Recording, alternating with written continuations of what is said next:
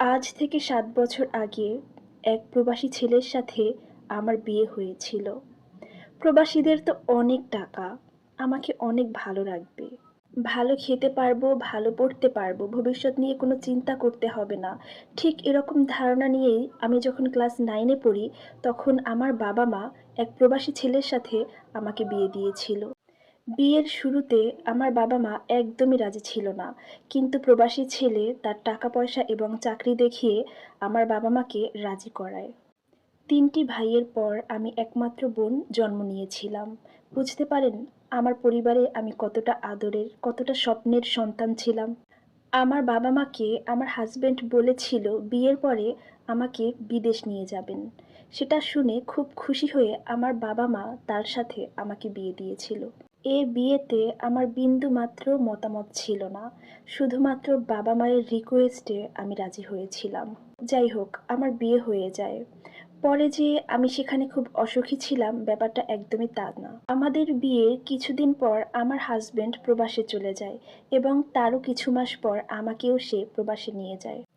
প্রবাসে যাওয়ার পরে আমি এত হ্যাপি ছিলাম, আমার হাসব্যান্ড আমাকে এত ভালোবাসতো, আমাকে এত বেশি টেক কেয়ার করতো যে আমি অসুস্থ থাকলে সে আমার জামাকাপড় ধুয়ে দিত। আমরা একসাথে রান্না করতাম, ঘুরতে যেতাম, একসাথে খাওয়া-দাওয়া করতাম। সবকিছু মিলে সময়টা এত ভালো যাচ্ছিল যে কখন কোথা থেকে ২ টা বছর পার হয়ে গেল আমরা বুঝতেই পারলাম না। বিয়ের ১.৫ বছরের মধ্যে আমার কোল জুড়ে ফুটফুটে একটা মেয়ে সন্তান জন্ম নেয়। মেয়েটা জন্ম নেওয়ার পর আমাদের সংসারটা আরো অনেক বেশি সুখের হয়। বাবা আর মেয়ের ভালোবাসা দেখতে কি যে ভালো লাগতো আমার। আমাকে আমার হাসব্যান্ড খুব ভালোবাসে, যত্ন করে, আমার সন্তানকে ভালোবাসে, যত্ন করে। আর আমার সন্তানকে সে কেনই বা যত্ন করবে না? সন্তান তো তারই মেয়ে। চিন্তা করতে পারেন কত ভালো ছেলের সাথে আমার বিয়ে হয়েছিল? কিন্তু এই সুখ আমার কপালে বেশি দিন সয়নি। পুরুষ মানুষকে চিনতে পারবেন দায়িত্বে, সব ভালো পুরুষই কিন্তু দায়িত্ব নিতে পারে না। এরপরে আমাদের আরেকটি বেবি হয়। বেবিটি হলো ছেলে সন্তান। ছোটবেলা থেকেই আমার খুব ইচ্ছা ছিল আমার কোলজুড়ে একটা ছেলে সন্তান হবে। আমার ছেলেবাবু হওয়ার পরে আমি কি যে খুশি হয়েছিলাম, আমার হাসব্যান্ডও অনেক বেশি খুশি হয়েছিল এবং আমাদের সংসারটা তখন অনেক বেশি সুখের ছিল। ছেলেবাবুটা হওয়ার পরে আমাদের সংসারটা খানিকটা বড় হয়েছে। আমাদের সংসারটা আরেকটু বড় হয়ে যাওয়াতে আমার হাসব্যান্ডের দায়িত্ব কিছুটা বেড়ে যায়। সাথে তার কাজের প্রেশারও বেড়ে যায়। আমি খেয়াল করলাম আমার হাসব্যান্ড প্রায় সময়ই অনেক গম্ভীর হয়ে থাকতো। তাকে কোনো কিছু জিজ্ঞেস করলে সে খুব রেগে যেত এবং সবসময় মেজাজ খারাপ করে থাকতো। খুব ছোটখাটো বিষয়ে সে আমার সাথে অনেক বেশি চিল্লাপাল্লা করতো। এসব নিয়ে আমি কখনো তাকে কিছুই বলতাম না বা কোনো কিছু জিজ্ঞাসা করতাম না। কারণ আমি জানতাম তার উপরে আরো অনেক বেশি কাজের প্রেশার চলে আসছে। আমাদের জীবনে ধস নেমে আসে কখন জানেন? যখন আমার হাসব্যান্ডের চাকরিটা চলে যায়।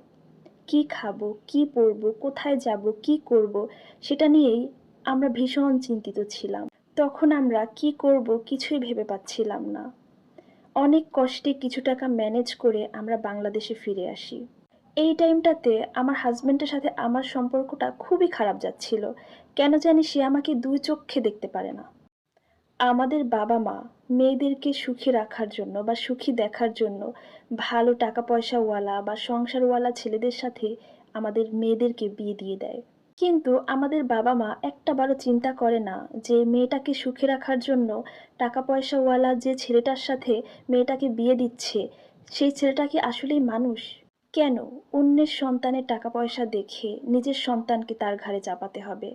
আমাদের বাবা-মায়েরা কি পারে না নিজের সন্তানকে প্রতিষ্ঠিত করতে, টাকা পয়সাওয়ালা বানাতে? নিজের সন্তানকে নিজের কাছে রেখে প্রতিষ্ঠিত করে তারপরে বিয়ে দেয়া যায় না? একটা মানুষের ইনকামের উপর কি একটা সংসার চলতে পারে? যাই হোক, বাংলাদেশে আসার পরে আমার হাসব্যান্ড আমার সাথে টোটালি যোগাযোগ অফ করে দেয়। সে টোটালি আমার আয়ত্তের বাইরে চলে যায়। আজে-বাজে জিনিসপত্র খাওয়া, অনেক মেয়েদের সাথে পরকীয়া করা এবং এমন বাজে কাজ সে করে যেটা আমার কল্পনারও বাহিরে। যে কোনো মেয়ে সহজে এত কিছু মেনে নিতে পারবে না। তারপরেও আমি সবকিছু মেনে তার সাথে থাকতে চেয়েছিলাম। আমি থাকতে চাইলেও সে আর আমাকে রাখেনি। সে আমার সাথে পুরোপুরি কন্ট্রাক্ট অফ করে দেয়। কিছুদিন পর জানতে পারি সে বিদেশ চলে গেছে। সবথেকে মজার ব্যাপার কি জানেন? সাথে এও জানতে পারি তার পরকীয়া করা প্রেমিককে নিয়ে সে বিদেশ চলে গেছে। আমার প্লাস আমার সন্তানদের সে কোনো খোঁজখবর রাখেনি। এখন বলেন তো এই ২ টা সন্তানকে নিয়ে আমি কোথায় যাই, কি করি? ২ টা সন্তানকে খাওয়ানো, তাদের লেখাপড়া করানো, মানুষের মতো মানুষ বানানো, কত দায়িত্ব! তার উপর টাকা পয়সারও তো একটা ব্যাপার থাকে, তাই না? আমার বয়সই বা কত? মাত্র ১৬ বছর বয়সে আমার বিয়ে হয়েছিল। ৭ বছর সংসার করেছি। এখন আমি টাকার গুরুত্বটা খুব ভালোভাবেই বুঝি। ছোট্ট একটা ড্রেসের বিজনেস করি। সত্যি কথা বলতে অনেক স্বপ্ন নিয়েই আসলে বিজনেস স্টার্ট করেছি আমি, নিজের পায়ে দাঁড়াবো বলে। এটা একটা আপুর জীবনের গল্প, আপনাদের সাথে শেয়ার করলাম। আপনারা পুরো গল্পটা শুনে তারপরে মন্তব্য করবেন। আপনারা আমার বলা গতকালকের গল্পটা অনেকেই ধরে নিয়েছিলেন যে আমার জীবনের সাথে এরকম ঘটেছে। দুঃখিত, পুরোটা না শুনে আসলে কোনো কিছুই মন্তব্য করা উচিত নয়। ধন্যবাদ। আল্লাহ হাফেজ।